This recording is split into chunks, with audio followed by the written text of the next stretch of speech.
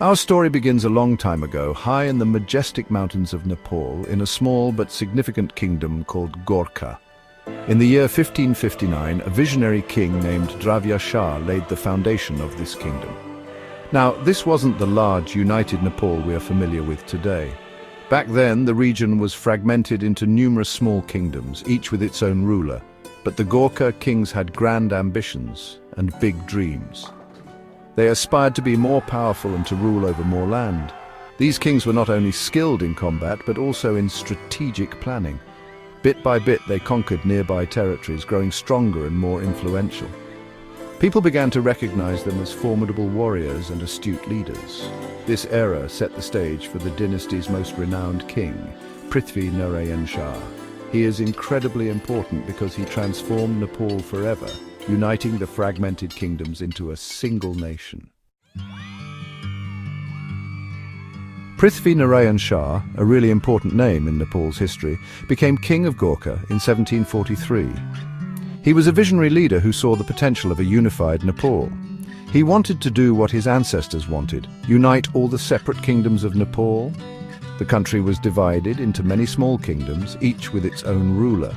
He imagined one strong country, free from outside control and fighting within. His vision was to create a nation that could stand on its own and be proud of its identity. Prithvi Narayan Shah was really good at making plans. He carefully strategized his moves, understanding the strengths and weaknesses of his enemies. He knew how to fight, but he also knew how to make friends. Diplomacy was as important to him as military might. He made alliances with other kingdoms, which means he teamed up with them. These alliances were crucial in his quest for unification. In 1768, after many years of smart planning and fighting, he conquered the Kathmandu Valley. This was a strategic and symbolic victory. This was a huge victory. It's the heart of Nepal. The capture of Kathmandu Valley marked a turning point in Nepalese history. This win meant Nepal was finally united under the Shah dynasty. The unification brought stability and a sense of national identity. His dream of a united and independent Nepal came true, and that changed everything for the country. The legacy of Prithvi Narayan Shah continues to inspire Nepalese people to this day. After Prithvi Narayan Shah died, the Shah kings started fighting amongst themselves, and other countries put pressure on Nepal. This made things messy, and a powerful family, the Ranas, saw their chance. In 1846, young Bahadur Rana, a very clever military leader, took control of the government. The Shah kings were still around, but they didn't have any real power. The Ranas were in charge now. The Ranas ruled for over 100 years, and they didn't like sharing power.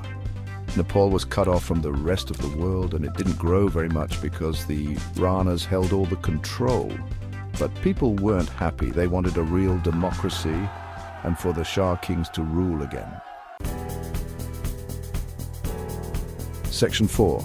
A monarchy shaken. The road to constitutionalism.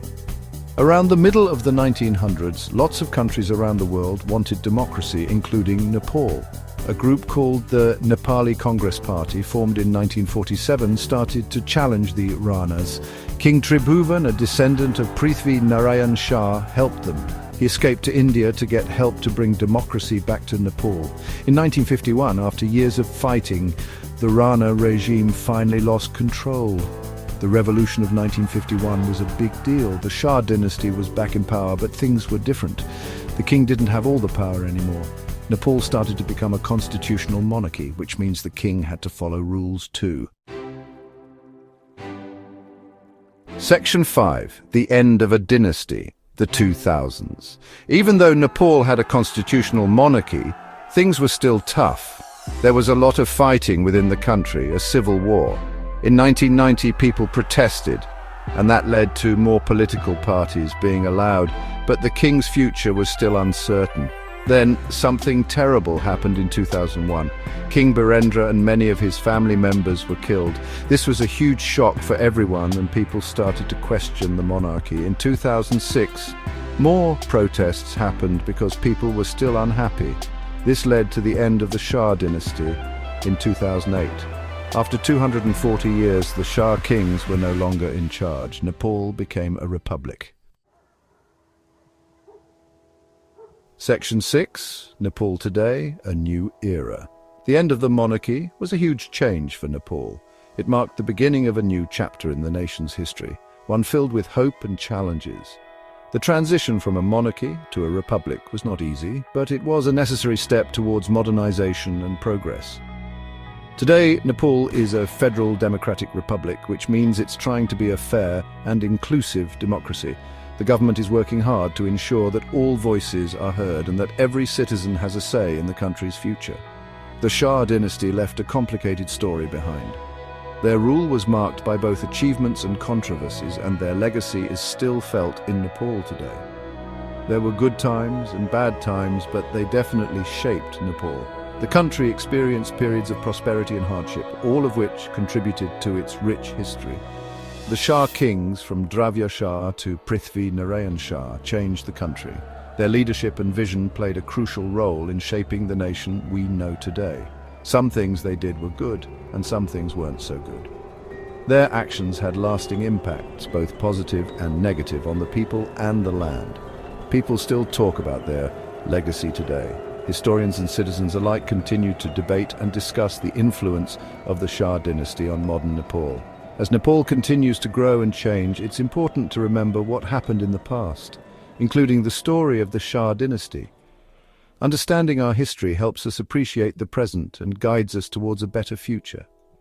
It reminds us how important it is to have unity, fairness, and democracy. These values are essential for the continued growth and prosperity of Nepal.